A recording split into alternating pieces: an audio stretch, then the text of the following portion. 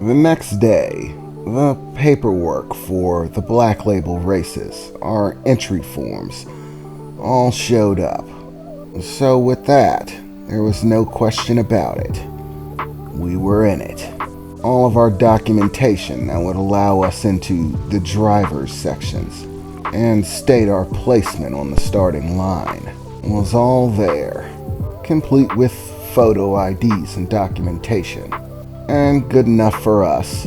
We had already packed up and everything was loaded and ready to go. We ended up having to take 2 vehicles. We loaded up Titan and an assortment of other equipment into Al's hauler, while Danny had a sizable truck loaded up, with a few of his guys to do grunt work. Me, Emily, and Al were going to ride in the hauler while Danny and his goons took the truck. And shortly behind us, the Doc was going to be bringing up the rear with his very unique form of transportation that he affectionately called chompers. So in no time at all, we were on the road. I spent most of my time in the back with Titan as we carried on the trip. It wasn't much for seeing the sights, but it let me and Titan have some time together to talk things over before the race. As the journey got underway and I took my seat as the hauler took off, I looked over to Titan. So, how are you feeling for the race? Everything running smooth? You having any second thoughts? I mean, this is a dangerous competition. I suppose it's silly of me to ask now, but I suppose you are your own person. So, are you sure you want to compete with me? Oh, don't be silly. I am 100% certain that I have everything I need to compete, and I wouldn't be caught dead anywhere but beside you. You are my creator, after all, as well as, I suppose, my partner. I mean, we are in it together, aren't we? Yeah, I suppose we are. But I'm not gonna lie, you're much more durable than I am. So, I'd place better odds on you making it out than me, I said, chuckling. Don't be so lighthearted about that, Titan said. I would never allow you to terminate. If it came right down to it, I would give my life before that. Such is my purpose. I belong with you, and nowhere else. If you should cease to be, then so too shall my purpose for existence itself. To be honest, I can't imagine a worse fate. So, I will avoid that at any cost. Even if it costs this body of mine, or my existence, your life will be preserved. Well, thanks for the sentiment, I replied. But try not to go killing yourself to save me. Let's both try to make it to the end of the race. I mean, we're partners after all.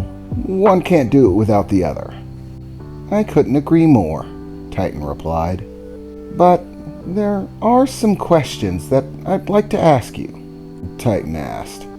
I've been thinking, and I've begun to notice a measurable difference between myself and other programs. Most other programs seem very basic. They don't seem to have any intelligence at all. They fulfill their function perfectly. And while I do wish to fulfill my function, of course, I am also beset with many strange things. Flaws in my program, I believe. For instance, this strange feeling of somehow being different. I'm constantly beset with thoughts that have, well, nothing to do with my purpose. I often find myself wondering things. For example, Emily spoke of herself as your best friend. Of course, I understand the meaning of the word friend. Basic English is part of my program, along with the definitions of words and how they're used, the meaning behind them. But, for whatever reason, I find myself feeling I suppose envious. I mean, I am your creation, your partner in combat and things of that nature. It is an important function. And yet, for whatever the reason be, I find myself wishing that I could be your friend as well. I know, of course, that such a thing is silly, and yet my thoughts linger on it, even though it has no benefit to my overall purpose. Titan? I don't know what you think, but you are my friend. Don't mistake anything. You're not just some object I own or possess. You're a person, and at this point, I think it's more than safe to call you my friend. I mean, we talk to each other. Right now, you're sharing your feelings with me. That's just one of the things that friends do with each other. They share concerns, worries, hopes, and dreams. They talk to each other about things, like we're doing right now. So you don't need to feel jealous of Emily. Trust me, Titan. You're my friend. Once again, those strange feelings. Those purposeless little things. Being called your friend somehow makes me feel comforted. I know that I do not feel actual sensations like a human being does, but if I were to try to describe it, I might say it felt warm. Being called your friend makes me feel warm, comforted in some strange way. Well, I'm glad to hear it, Titan, I replied. After all, that's one of the things that friends are supposed to make you feel. They're supposed to make you feel warm and comforted, make you feel happy. That's why people create bonds with each other, friendships. We rely on each other, trust each other. It's normally a human thing, but so far, I don't think you're having a problem with it. And as far as those being defects in your program, I don't think they are, Titan. You're simply more advanced than other programs. Those feelings that you get, they're not malfunctions. They're not something that need to be fixed. You are what you would call a sentient being. Yes, your form is different than ours. Even the manner in which you came into being is much different than that of a human. But you have individuality, thoughts, feelings, all things that define someone who is, in all essence, alive. Maybe not in the sense that a human calls themselves alive, but in your own special way. So don't you worry about needing to get fixed or anything like that.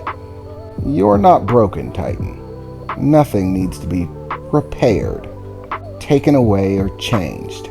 You just keep feeling. I want you to feel happy as much as possible.